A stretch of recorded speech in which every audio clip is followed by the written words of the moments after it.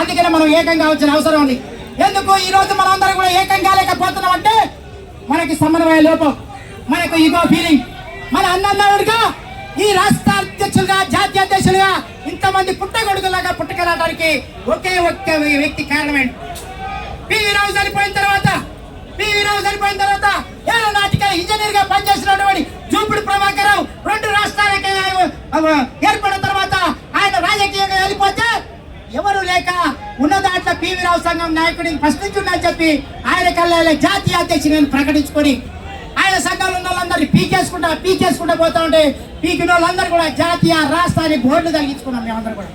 ఇగో ఇది నీ వల్లనే ఈ సంఘాలు ఏర్పడాయి. చెన్నై చెప్తా ఉన్నాం, చెన్నైని మనసు మార్చుకో, నువ్వు రా, పెద్దల పాత్ర పోషిస్తాం. మేమందరూ కూడా రాజీనామా చేస్తాం. ఏం మాట్లాడతావు? పార్లమెంట్ గురించి మాట్లాడుతున్నా, పార్లమెంట్ ముత్తారని మా అధ్యక్షుడు అంటా ఉన్నాడు. రా పార్లమెంట్ మీద ముత్తారని చెప్తాను, ఉరుకుతురా, గోడ దూకుతురా చెన్నై అని అంటాను. సిగ్గుండాలి మా చెన్నైకి ఈ బేరల్లో నేను తప్పుడు రిపోర్ట్ పెట్టినా అని చెప్పి. అందుకే మనల్ని ఏకం చేయలేక సార్ మమ్మల్ని అందరూ సన్నాసనం చేస్తుంటది. మా చెల్లెల నువ్వు రా, కలిసి రా, ఈ వేదిక మీదకి రమ్మని మా చెత్తరాం సార్ పిలిపించుడు. ఇప్పుడు విమర్శించకపోతే ఎవరు కూడా ఊళ్ళో మీరందరూ కూడా ఏకం కావాలి. ఇట్లా విడగొట్టుకుంటా చెడగొట్టుకుంటా పోతా ఉంటే మనం ఐక్యంగా వేలూరు కార్యక్రమం చేసేటప్పుడు కూడా మనందరూ కూడా ఐక్యం కావాలి. రాలేదు చెన్నై, ఇక్కడికి పిలిచినాం, రాలేదు. అందుకనే మీరు ఊళ్ళలో మీరందరూ కూడా ఏకం కావాలి. మీ జాతీయ అధ్యక్షుడిగా నేను రేపంటే రేపే రిజైన్ చేసి ఓడబీకి పడేస్తా. మీరందరూ కూడా నిన్న చెన్నయ్య గారు అందరం కలిసి ఉందామని చెప్పి అందరు మీటింగ్ పెట్టుకొని చెప్తే మేము వారి చిన్న మీటింగ్లకు వస్తే చెరుకు రామచంద్రని మాట్లాడలే, ఇట్లా పెట్టి నెడతాడు. జాతీయ అధ్యక్షుడు రవీంద్ర రెండు మాట్లాడుంటే రవివసరాలు నెడతాడు. మరి మమ్మల్ని నెట్టడానికి నీకు జాతి పదవి ఎందుకన్నా? మాలలమే కదా, మేము ఏరే కులం కాదు కదా. మా పెద్దన్న నీ దగ్గరికి కాళ్ళ దగ్గరికి వస్తే జాడిస్తానంట, కరెక్ట్ కాదు చెన్న. నువ్వు ఉంటేనే ఉండు, లేకుంటే మన జాతీయ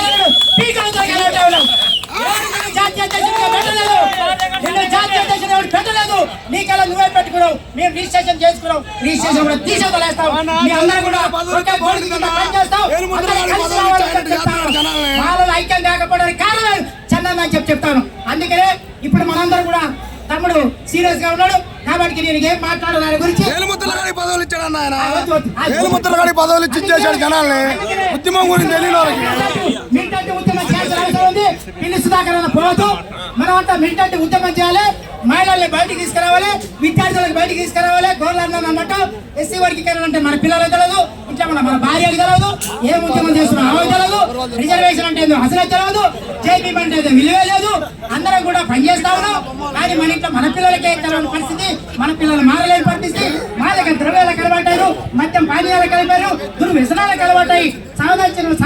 సాధించలేక మన పిల్లలను రోడ్ల మీద పడి మనం పడిపోతారు. వాళ్ళని మార్చడం కోసం ర్యాలీ టైం అయిపోతుందని మన జాన్పాల్ చెప్తారు కాబట్టి మనం ర్యాలీ కూడా అందరూ కూడా ఫోటోలు పడతారు, వీడియోలు పడతారు.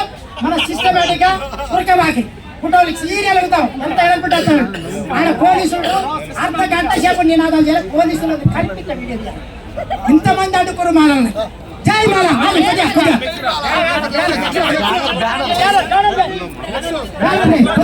తొందరపడమా.